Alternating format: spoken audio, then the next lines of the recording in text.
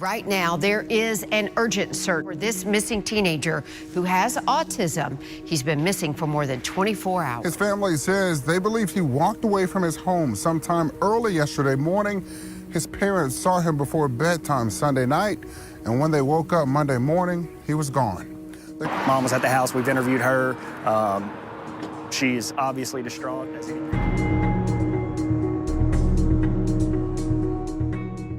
It's been more than 3 agonizing weeks since 15-year-old Sebastian Rogers mysteriously disappeared from his home in Hendersonville, Tennessee. And the community is still grappling with the unsettling absence of the teenager. The Chapel Island community. Teachers are grabbing breakfast and lunch.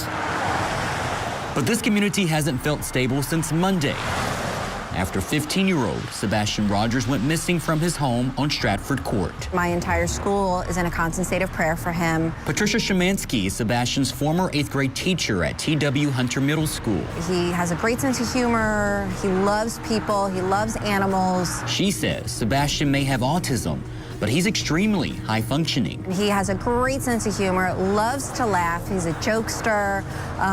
He's extremely smart. Feeling helpless. Sebastian, 15, who is autistic, disappeared February 26th from the home he shares with his mother and stepfather in Sumner County, Tennessee. Sebastian's stepfather, Chris Proudfoot, was working out of town. And Mom Katie Proudfoot said her son wasn't in the room when she went to wake him up for school on that morning of February the 26th. There had been no sign of a break-in, suggesting that Sebastian had left on his own accord. It's believed that Sebastian ventured out into the night, armed only with a flashlight, navigating the darkness barefoot and entirely on his own. The circumstances surrounding his disappearance have sparked a flurry of concern across Sumner County. In the ensuing days, a massive search effort was launched, spanning thousands of miles as volunteers and law enforcement officers tirelessly combed through the rugged terrain and dense foliage in search of any clues that could lead to Sebastian's whereabouts. Despite the exhaustive efforts, there has been no sign of the missing teen. Update on the search at this point, how does it compare to yesterday? What's going on? Today is what I'll describe as a redundant search. We have mapped out more search grids, sent responders out to specific grids. They search that area, they clear it, they come back, they get another search grid, and they go back out. Yesterday, for lack of a better term, we threw everything that we possibly could throw at this. I'll show you a picture of the map in just a moment. We absolutely obliterated covering the area where Sebastian could have walked off to. Obviously, there's a litany of things that could have happened to Sebastian, and none of them we can presume are credible or validate yet. So we're doing everything we can. Every lead that we get, we're following. If someone calls and says, hey, I think we saw him by the pond, we're going to the pond and checking. Nothing's off the table at this point. Okay, and We're at about 5 mile width right now. We keep, as we clear the areas, we keep expanding. We do get calls and tips from time to time, and we take some of the teams we have here, respond to that area, and either corroborate or invalidate the tip. If you see something, say something, call the Sumner County Emergency Communications Center at 615-451-3838 and check your home surveillance video. Just check. If you see something, call us. We'll come out and look. I think that's going to be what breaks the case, is somebody's home surveillance video seeing something. okay. And at what point are people going to become? Today, we'll get a count on that, but I'd say we're over 150 searchers on the ground today, and multiple agencies, and THP helicopter, and I'm not sure what the chief went over, Metro's helicopter, TBI fixed wing, over 10 drones. We've got 12 K9 teams here. 8 mounted units yesterday, horses yesterday, and 10 here today. So we're covering as much ground as we can, and we keep expanding that search area. And we have literally we have pounded the area, the neighborhood that he went missing from, and the neighborhood adjacent, and we keep expanding that out. And we've actually utilized tactical teams, SWAT teams, the county ERT, and night vision that our operators have, and they've been in the field for many hours at nighttime. Yeah, that was my next question. How do you guys operate these searches at night? I know last night it got dark pretty soon, and it's going to get dark pretty soon here today again. How does those searches go in, and how do you keep those effective? Yeah, flashlights, FLIR, and night vision. Yeah. I'll tell you, we do change our tactics based on the weather. So last night we did that. Not ready yet to describe exactly how we did that, because we may have to apply that again tonight or tomorrow night. Yeah. There's multiple agencies. TBI's helped, Metro Nashville's helped, Tennessee Highway Patrol's helped, our drone team, North Star has helped, Wilson County's going to come help with some aerial coverage. The Sumner County Emergency Management drone team has been phenomenal. There's really no limit. If there's a resource out there that can help us, we've called and we've asked for it. Pretty much every county every agency in the county, and then counties from across the state, quite honestly.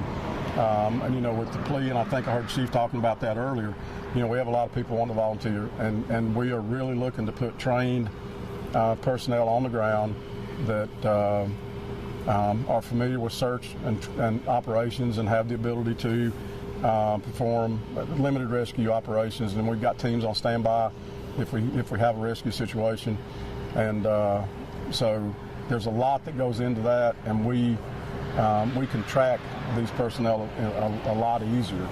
So, are divers still on scene as well? Do you know? They're on standby. Continue to share the social media page. If you see something, say something.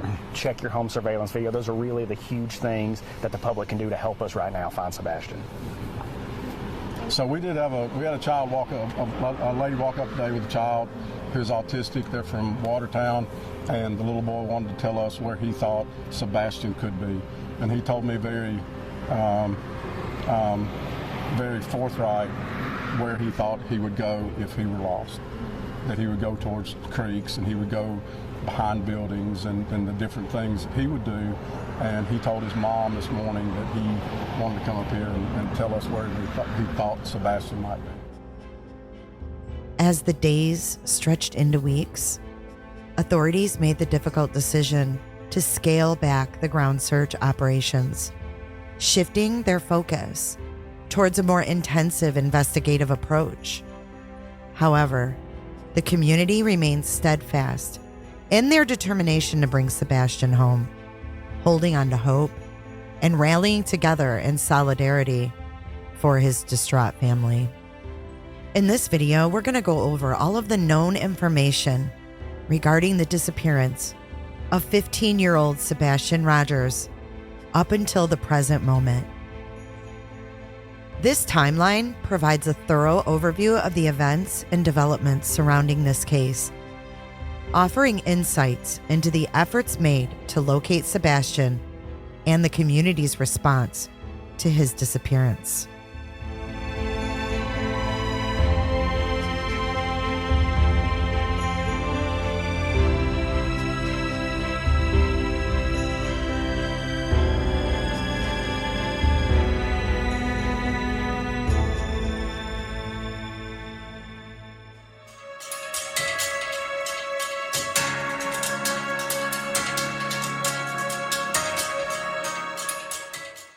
This part of the timeline is really interesting to note because on Monday, March 4th, was when the search was scaled back, and the same day that Sebastian's stepfather and mother spoke out.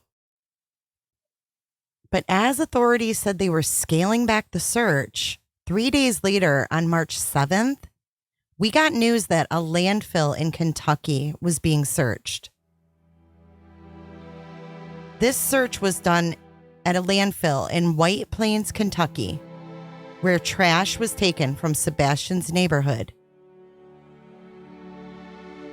Officials called that search of the landfill a precautionary measure to eliminate possible options and questions, and said there was no specific information indicating evidence related to the search for Sebastian was there.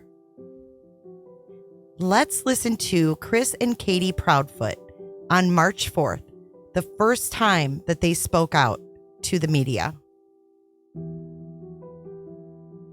Now, how are you coping?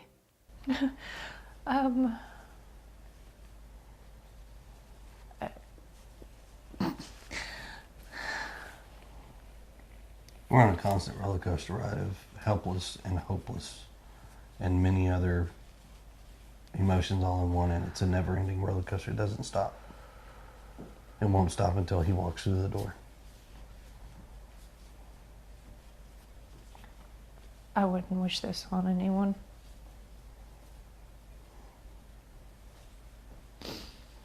Not anyone. I know we're about keeping hope alive. I'm sure that's in there somewhere. Oh, yeah. He's gonna Always. come home. He's gonna walk through that door. And this street will be flooded again with family and relatives all waiting to hug and love him. And That boy's gonna have more friends than he knows what to do with when he comes home. So here we are, 8 days now searching for him. Walk us through that Sunday night that he went missing. So walk us through, we've got so many people who really want to know, okay, how did this happen? So kind of just walk us through that night. We were out and about that day. We were having a really good weekend. We got home. Everything was pretty normal. He was playing in his room. When I told him to go to bed, he did. He said, "Good night, Mom, I love you." Said goodnight to his puppies. A little bit later, I wound up going to bed, and when I woke him up for school, he wasn't there. So in your mind, that's usually around what time? So when do you normally wake him up? Around 6 o'clock? 6. So were you instantly thinking something's wrong, or were you like, he may just be already in the shower, in the living room? I took a second and walked through the house looking for him in case he'd gotten up and was trying to get breakfast or something, because he did that sometimes. About 3 minutes in, give or take, I was on the phone with my husband. I said, "I can't find him." He said, "What do you mean you can't find him?" I said, "He's not in the house."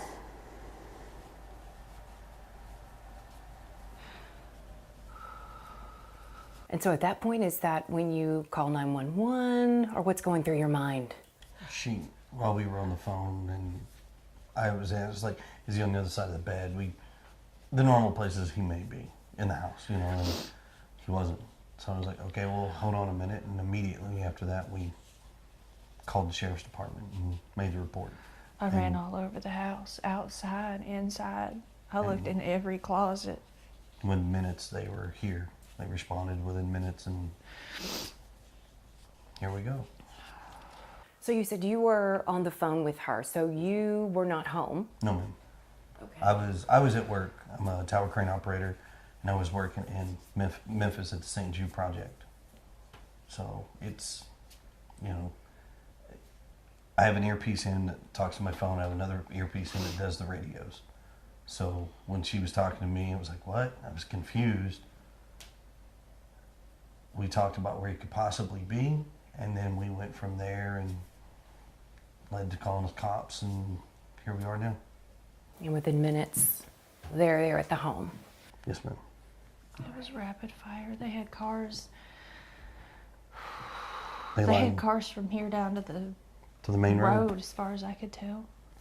So what's going through both of your minds? I mean, are we panicking? Is it this, oh, I think he's probably at a neighbor's house, or what are you thinking? My son doesn't run. He's not a runner. He's never run away before. I don't know why. I don't know why he walked out that door. I mean, he's a good kid. He's not a mischievous child by any means. But there's answers to questions that have no answers or questions with no answers right now that we are searching for desperately, and we just don't have that. Is there anything that happened that day that you think back and there might have been a reason he was possibly upset, or something outside that could have enticed him to go outside? Was there anything that came to mind? We've been combing over that day and even the weeks before he left, and I hadn't been able to figure it out. He's that morning he was laughing, he was joking.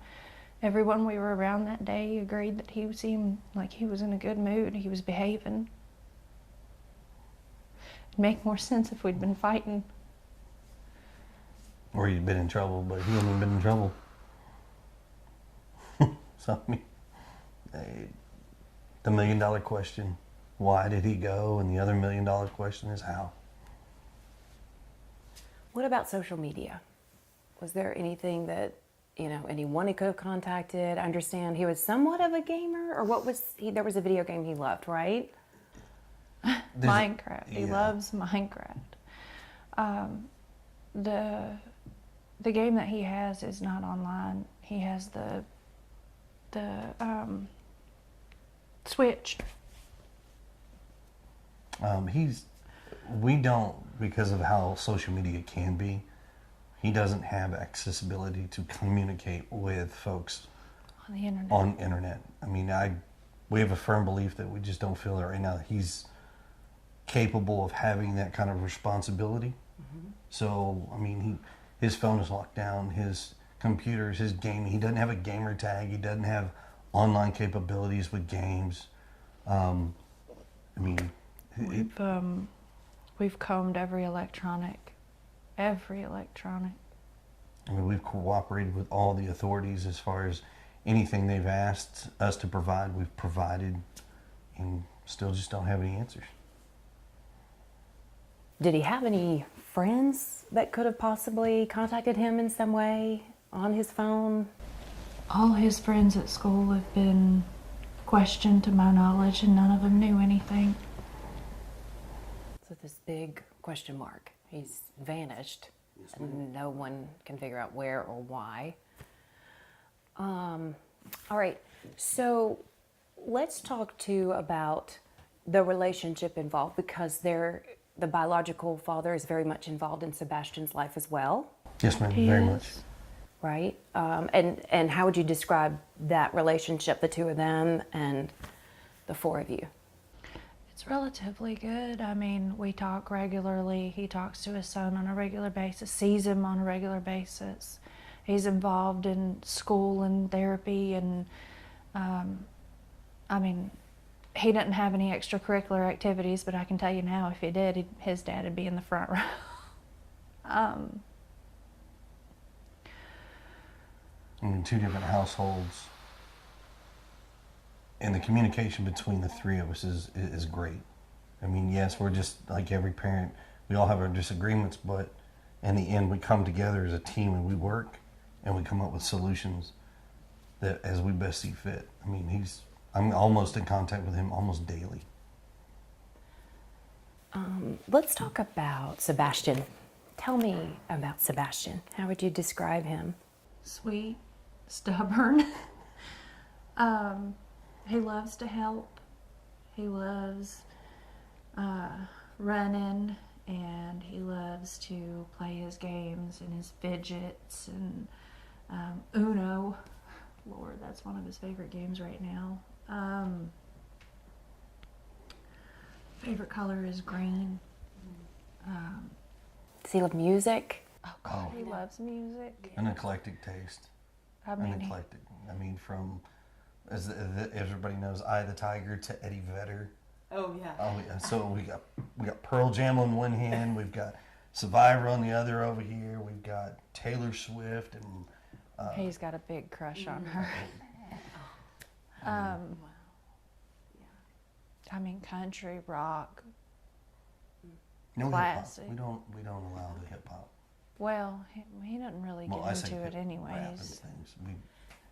You mentioned he loved running. So did he love the outdoors at all? I mean, would something outside that was somewhat outdoorsy be enticing to him or pull him outdoors? He loves, like, when we were in California and the school had this lap thing to gain money.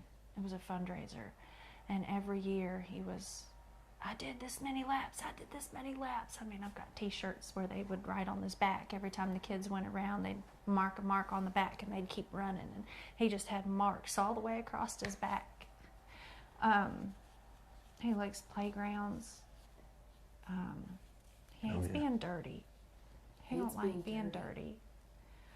Yeah, he's not your tomboy style child where he goes outside and plays in the mud. He loves animals, but he's terrified of bugs. Oh yeah. Wow.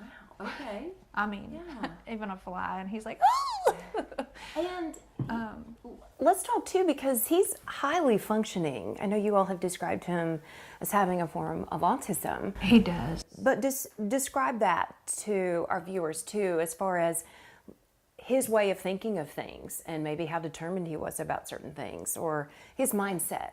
He's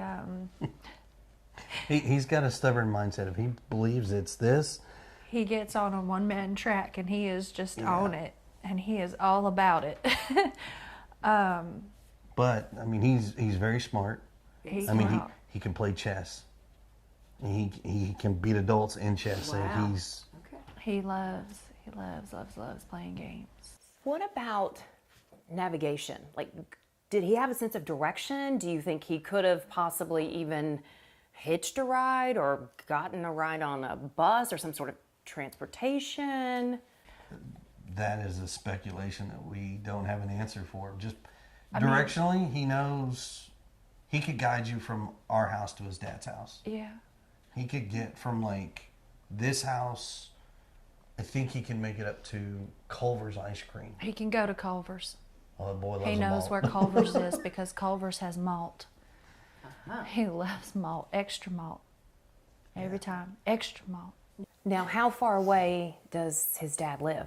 Clarksville. His dad lives up by Clarksville. So he could guide someone all the way to Clarksville. Mm-hmm. Oh, wow. Okay. So a pretty keen sense of direction, at least with certain things. Familiar routes. Yes. Familiar routes. Okay. Familiar routes. I mean, if I took him another route going He this way, takes he would it. not know it. He goes up there so often that he knows how to get to his daddy's. We know that. His dad works with him as far as, well, we're going this way, we're going that way, and keeps the same thing, and it works out. So, Let's talk too, because earlier, Chris, you and I were talking, and you were saying that there are a lot of people who are harassing both of you. What of any of that do you want to address? What do you want to say to any of these people? Just that you don't know. And I don't wish you to ever know. I would say it like this. Everybody has an opinion, you know, and it's perfectly okay to have that opinion. But you're not in this situation. You don't quite understand. I wish people would step back, take a different wide open view, and not assume what they know. It's just better to stick to the facts. If they have questions, all they have to do is ask. And I pray genuinely that no one ever goes through this. Just be kind to people. I mean, it's real simple.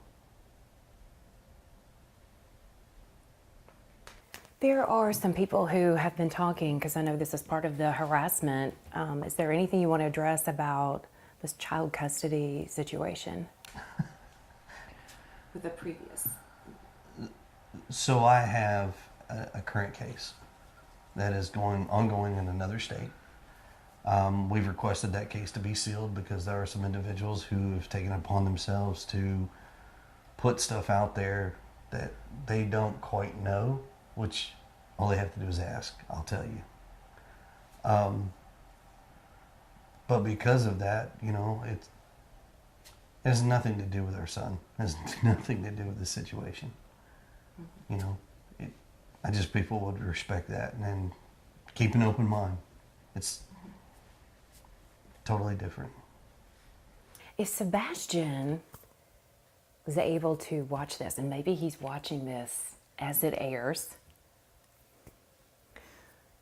And if he is, what do you want to say to Sebastian? What do you want him to hear from you right now? Oh gosh, that we love you so much and we want you to come home and you're not in trouble.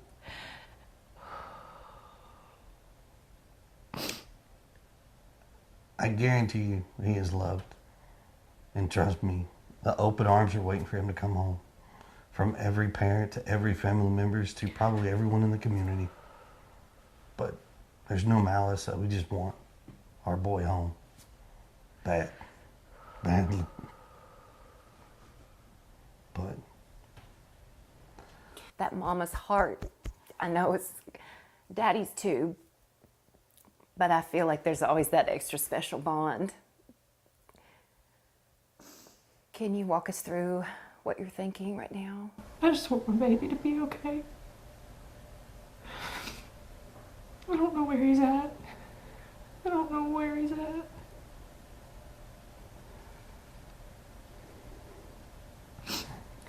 Let's talk about the community, because I want you all to know, even my church body, I mean, we're all praying for his safe return quickly. What do you all want to say to the community? Thank you. with everything from the bottom of our hearts. I would not have imagined how far this has gotten, but there's no way to repay the gratitude, the love that we felt from the community, the prayers. But thank you. But from the don't bottom of our stop hearts. looking. Yeah, please. My son is somewhere. This ain't over until he's home. So we have, let's hit on the search itself, because we know thousands of miles have basically been traced and retraced. We've got hundreds, we've got volunteers, we've got law enforcement from within the state, from without, outside of the state. I mean, do you feel like they're doing as much as they can? I mean, you all have been right there in the front seat, seeing everything that's underway. As far as I know, they're doing everything. Anything and everything has been an option. They have brought in assets and resources from various counties, potentially other states. I mean, I don't know how much more they could do, but we're grateful for everything they have done. They're amazing, but they still haven't brought my baby back. They will. They will. He's out there somewhere. So it's one day at a time, getting through this and bringing him home. What is the reaction to the fact that somehow his image, he hasn't been captured on any video anywhere? I know that it was very dark that night. I mean, it gets dark around here at night in general, but so far we haven't found him on any camera footage to prove where he's at or where he's gone. I know that they're looking, and I'm asking everybody and anybody that has cameras, trail cams, stores, to check even from before he went missing, just to see if there's anything at all. And I understand there was a request for video, any sort of footage of Sebastian from earlier in the day, on Sunday, before he disappeared. That I don't believe we could comment on right now. That is not something that I believe we're privy to at this point with law enforcement. That is something I would definitely direct back to them. But I mean, there's all kinds of requests out there. There's thousands of hours of video that they are combing, and we're just hoping they'll find something. And I know this is so sensitive.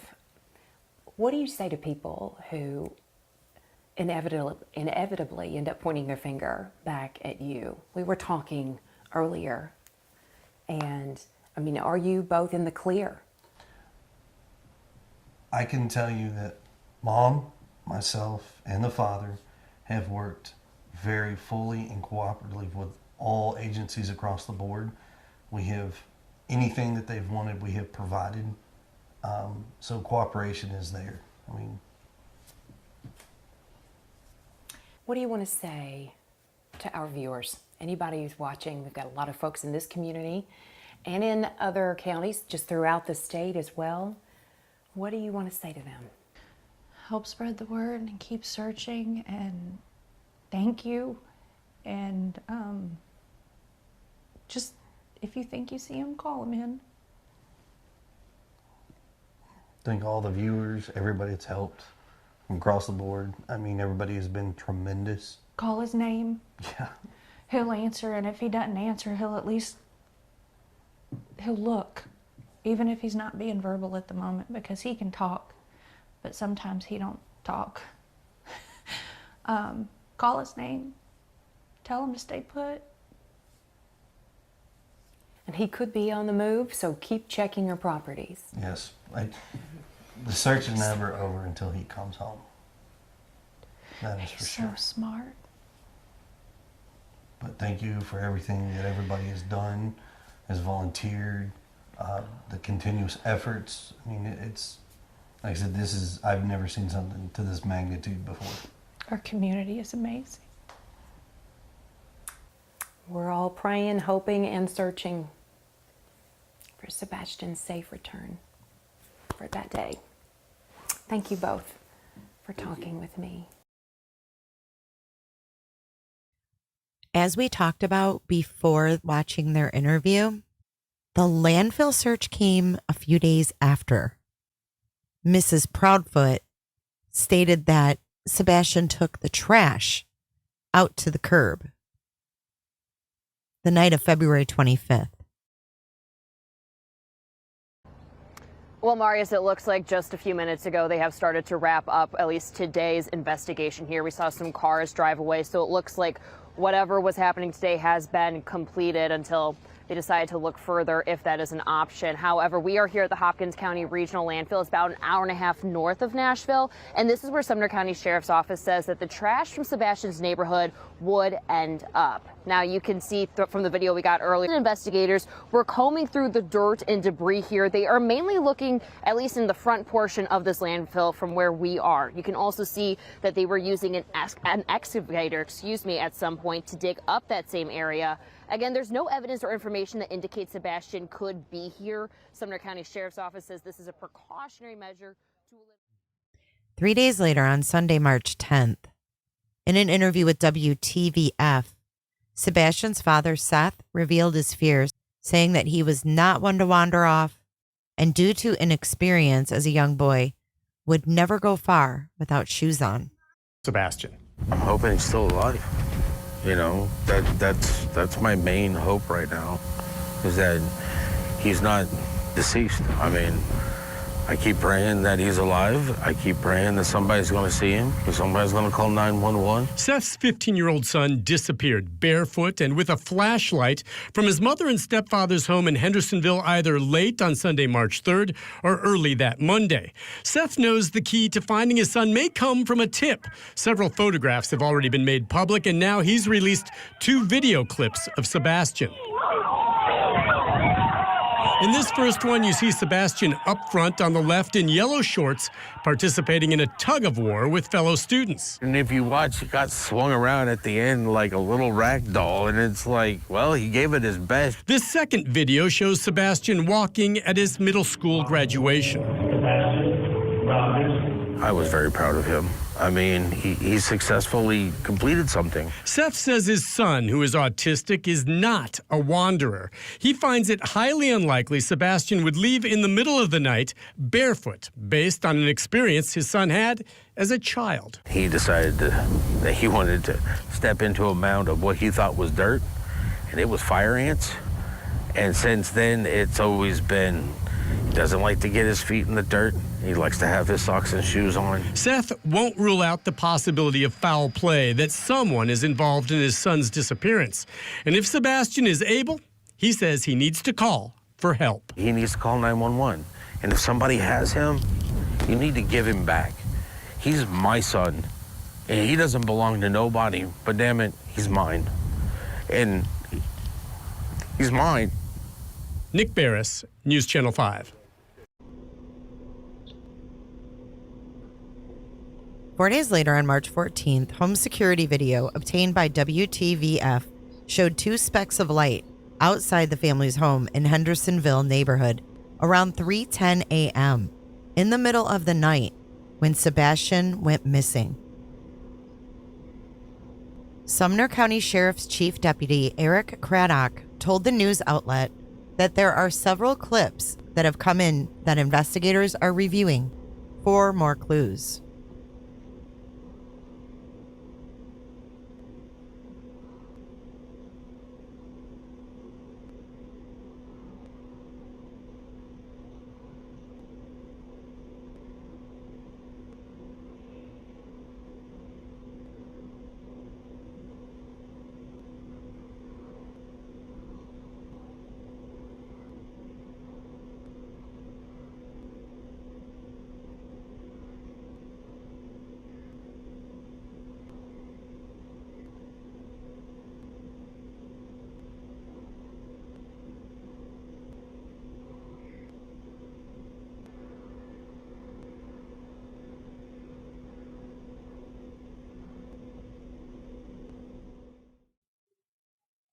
Chris and Katie Proudfoot continually did interviews, some just showing their hands, others on YouTube channels with their cameras off.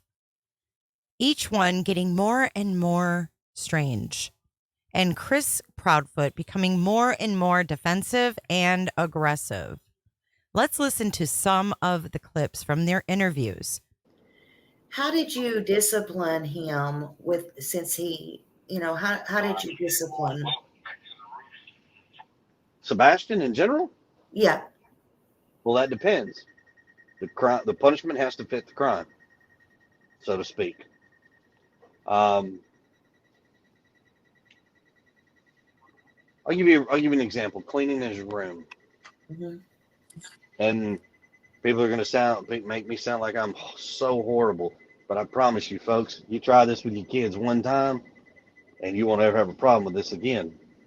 So if you tell them to clean their room, and they go in there and they clean their room, well, they say come out, well, it's clean, and you go in there and you go to check their room, and the room's not clean. Okay. Thought I told you to clean this room. You told us the room is clean, did you not? Well, yes, sir. Okay. Now I'm going to clean your room. And you know exactly what that means. I go in and I go grab a trash bag. I walk back in that bedroom. If it's on the floor and it's not supposed to be on the floor, it's not picked up and put in the right places, goes in the trash bag. If it's not important enough for you to take care of and pick up, I'll take care of it for you. Throw in the trash bag. Tie it up. I've done this to him twice. One time, Mom talked me out of it. The other time, Sebastian, here's the bag, go put it in the trash can. And then you're going to take the trash can to the street. And after that, Sebastian, did you clean your room? Well, your mom told you to clean your room. Did you clean the room? Yes or no? Well, yes, sir. Is it clean the way it's supposed to be? Well, no, sir. Then I suggest you go back in there and clean it, or I'm coming in there in the next 10 minutes and I'm cleaning. Yes, sir. Hauls butt to that bedroom, and by God, that room is clean the way it's supposed to be. Now, it sounds crazy, but I promise you, you try it with your kids, man, your kids are going to be like, oh my God, they ain't kidding. It works amazing. I can't help but place Sebastian putting his toys in a trash bag, carrying out to the road, just like his mom said he did on February 25th. Yeah, I'm here. So, like I said, sir, I'm brash, I'm to the point, be respectful. Can you hear me? And I will tell you, and I'll be honest, and I'm going to tell you the truth. I got nothing to hide. Did you hear what I said? Yeah, he said, okay. Can you hear him, Josh? I can hear him, yeah. Okay, go ahead. I can hear you now. Go ahead. Oh, I just said, well, in the messages that I asked that it was pertaining to Sebastian's school, right? Like you just said. And you said, no, other than him going missing, no CPS cases.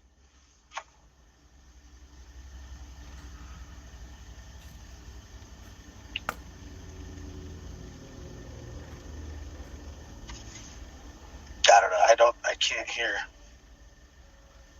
Maybe that. He didn't say anything.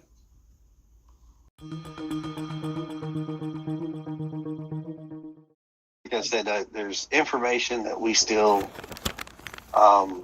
even as of today, we had a meeting with law enforcement, and we've asked them verbatim, like everything we've been saying, is there anything you want us to change? Is there anything new that we can put out? And honestly, they said exactly what y'all have been putting out, the way you've been putting out is exactly what you need to do. Don't add to it. Don't take away from it. You know, and trust me, it kills us because there's so there's facts that we could put out there and it would put a lot of things to rest, but we can't because of, they say it can potentially cause issues to the investigation. Yeah. Yeah.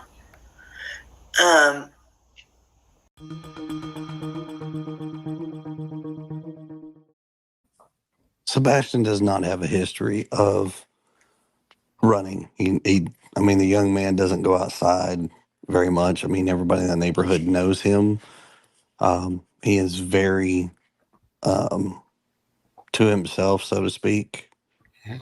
Between the hours of 12 and 6, he has basically vanished.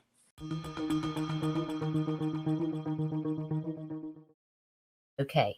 There's actually a piece of, so to make something very crystal clear, so that way there's transparency across the board. Me and the mom were on the phone at 9:43 or 9:46 in the evening. We stayed on the phone for quite some time. The call logs have been verified by all the police departments, TBI included. We stayed on the phone. It was very lengthy. Mom did slightly start falling asleep while she was on the couch. I had said, hey, you need to wake up, put the dogs up, go to bed. Now, mind you, that was right around midnight, just before midnight or right around midnight. Mm-hmm. So then mom does go to bed and wakes up early in the morning to go wake her son up, get him ready for school. And now we have a worried mom who can't find her son in the house. Mom made an effort to look and search several times. Mom has called me at the time and asked me, she was like, I can't find him. I was like, do what? She goes, yeah, I cannot find him. I said, well, hang on. I made the phone call and reported it to the sheriff's department because that's what we're supposed to do. And within 10 minutes, the sheriffs were dispatched to the location.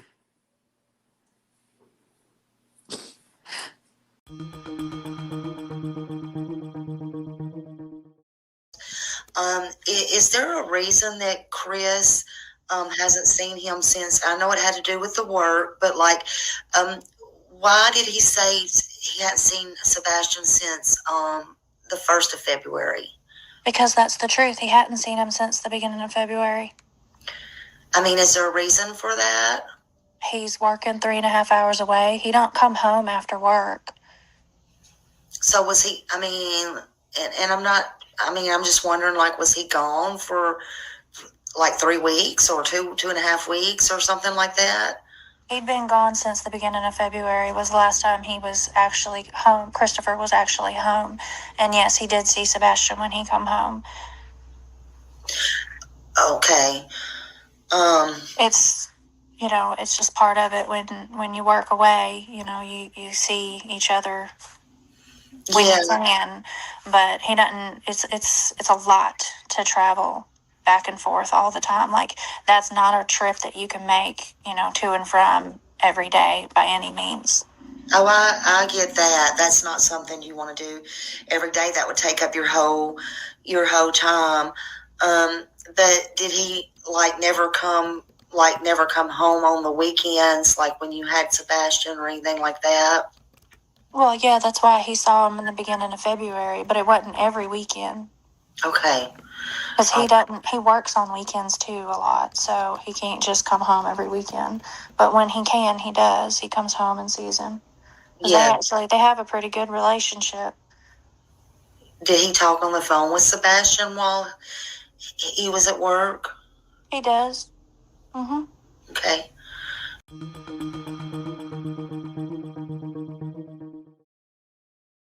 Yeah, he loves playgrounds. I mean, he loves to play. I'll give him that.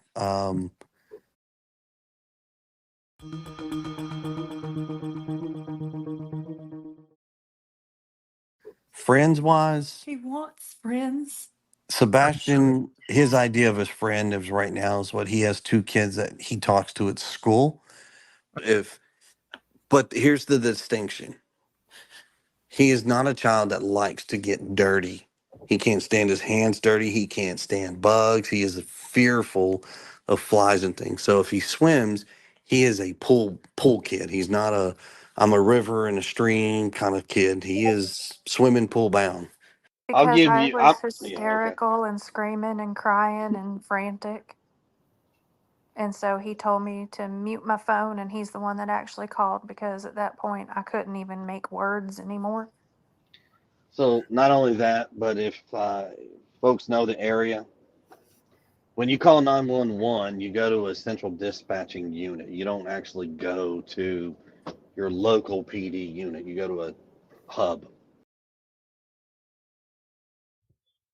I just want to insert here that I think that Chris Proudfoot did not call 911 because he knew that that call would be recorded and traced. On a cell phone. When you tell them where you're at, then they redirect you to the local PD. We don't live inside city limits, so the local PD they're not responding. It's not their jurisdiction. Mm-hmm. So we have to call the sheriff's office.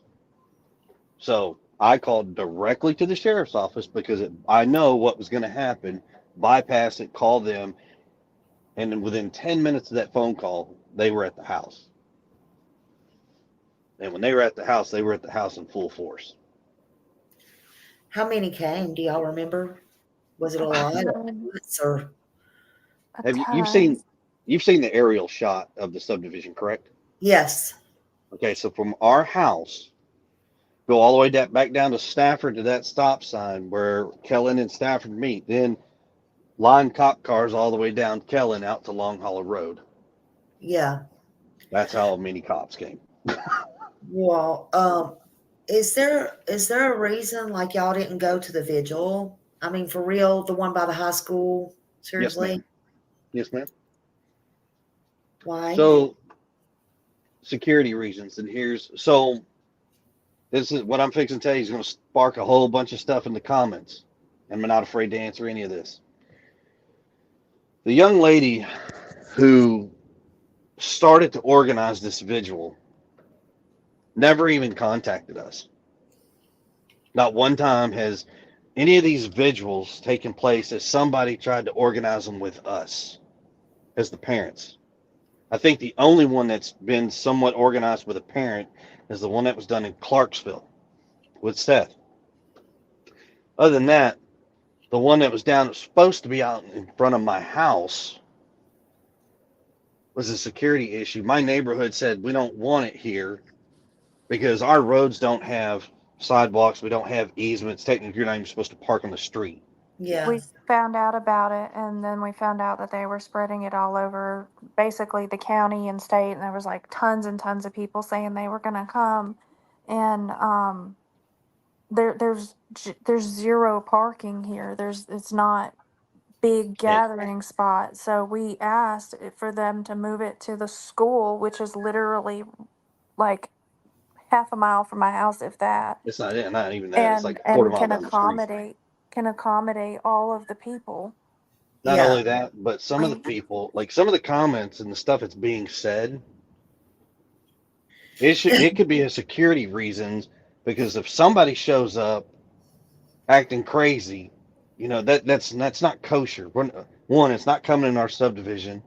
I don't want it in front of my house. I don't need thousands of people in front of my house. Katie, was you still married to Seth when you and Chris met? No. So, I know he's insinuating that I cheated, and I did not. Seth and I had been separated for, I think, about 2 years and change when I met Christopher. Yeah. And we didn't get married until nearly 3 years after my divorce. So, no, I was not cheating and running around.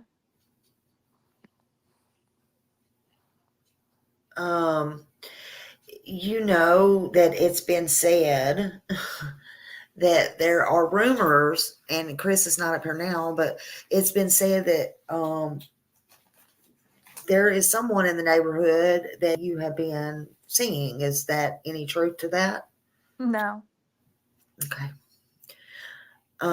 And there was nobody else in the house that night with you? Just me and my son. Can you tell me more about that 3-hour phone call? I mean, is that normal, something normal that y'all did every night? No. So my husband works out of town, as y'all all know. And yes, it is regular that we talk every evening or during all throughout the day. We call each other here and there. We chat off and on. That's how we're involved, and we're our version of spending time with each other because, on a different situation where, both people come home from work at a normal time, you sit down, you have dinner, you spend time with your spouse, and it's hours of time that you're spending with them. We don't have that physically when we're separated by work, so we spend it on the phone. We talk while we're having dinner, and we most of the time the phone's on speaker and Sebastian talks to him and whatnot, but that's the way that we are still spending time and talking about our day. And Yeah. When I came in the picture, I mean, his tantrums were pretty bad. I mean, to the point, To the point where he, what, Chris? I'm not dragging Seth, his mom, his sister, my wife. I'm not dragging people through the mud. So what is in the past is the past, and that really needs to die. And I'm saying that for everybody to hear, to include all parties involved with this situation. House because of that. Did he want to get away? Oh, okay, so they want to know, did he want to get away from the house because of the discipline? No, ma'am. Okay. No, ma'am. So Sebastian is not afraid. He runs up to me, gives me a big old hug, says, I love you, says, I miss you. When I'm out of town, his mom, he'll look at his mom and say, hey, when's Mr. Chris coming home? Can we call him? Things like that. Yeah. I mean, discipline is discipline. There's a difference in discipline a child and beyond discipline a child. Right. I can tell you from personal experience, I know the difference between both. This is really eye-opening, being that he doesn't really want to talk about discipline or define what discipline is, but says from personal experience, he knows the difference. So that tells me that Chris Proudfoot is letting us know that maybe he was abused over the line when he was a kid. Not excusing it, but just shedding some light on who these people are. And I vowed I would never in my life do that to a child. to clarify, he's not sneaking food because we starve him, because that's absolutely not the case. He just likes to munch on a bunch of junk food in the middle of the night because he doesn't get a bunch of sugar. He's, one dessert and he wants to eat the whole box. So he gets up in the middle of the night and sneaks snacks. Sleeps skinny in his room and hides the wrappers under his bed. I mean, same stuff basic kids do. It's just, one, I'm not going to have bugs throughout the house. We told him, you eat in the kitchen, you eat in the dining room. And throw When your you're done wrappers with in it, the you put it in the trash. That's the only thing we've asked him. He's got combined type ADHD, so he does get, hyper. Um, his behaviors become a little more like he'll flip flop between his moods more, like being overly excited or, he has periods where he's really calm, where he just hyper focuses on, whatever it is that he's playing or fidgeting with. Yeah. He can become a little more temperamental, like more easily aggravated. Not that he becomes violent, but he just gets aggravated easier. Right. He does get an increased appetite when he's off of his meds. An unfortunate side effect of those is that they do suppress the appetite a little bit. So he'll eat more. But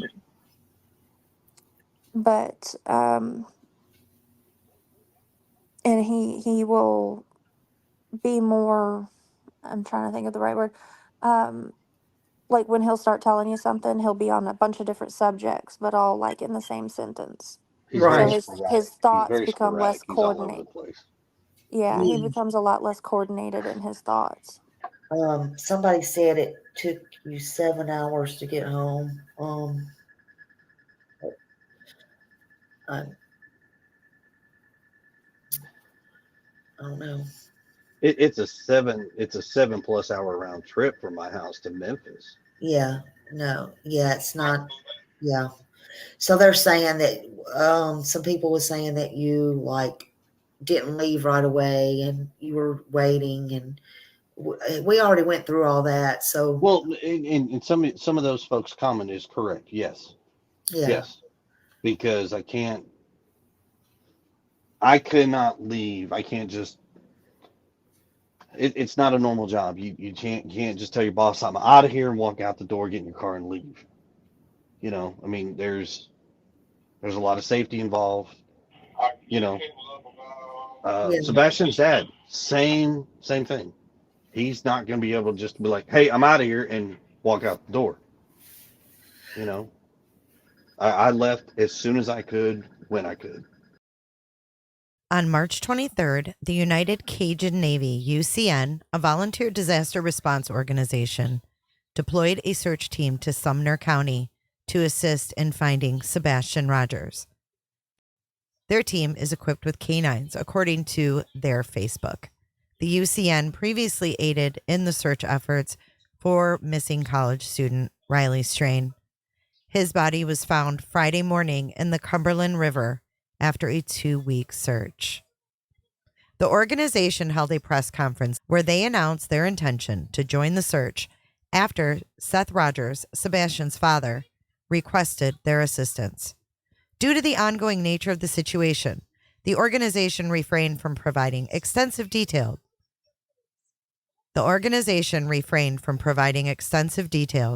but confirmed they deployed assets on the ground.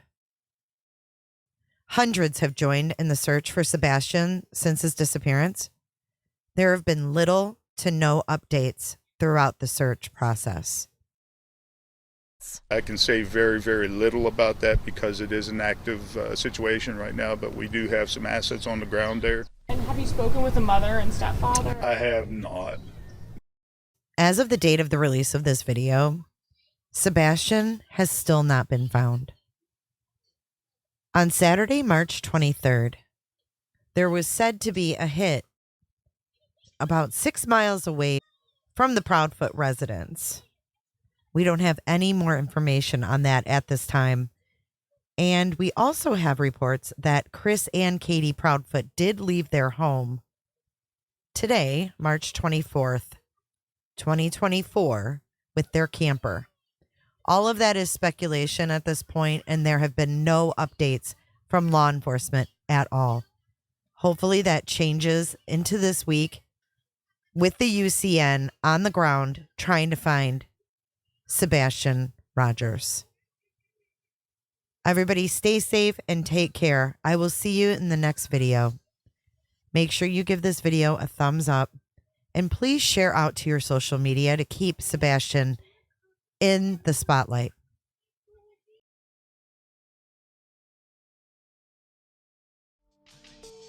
Be sure to check out my other videos and playlists for more true crime content. And if that's not enough, you can join our Patreon. Don't have a tinfoil hat? It's okay. We'll make you one. It's that easy. See you guys in the next video. See you later. Bye.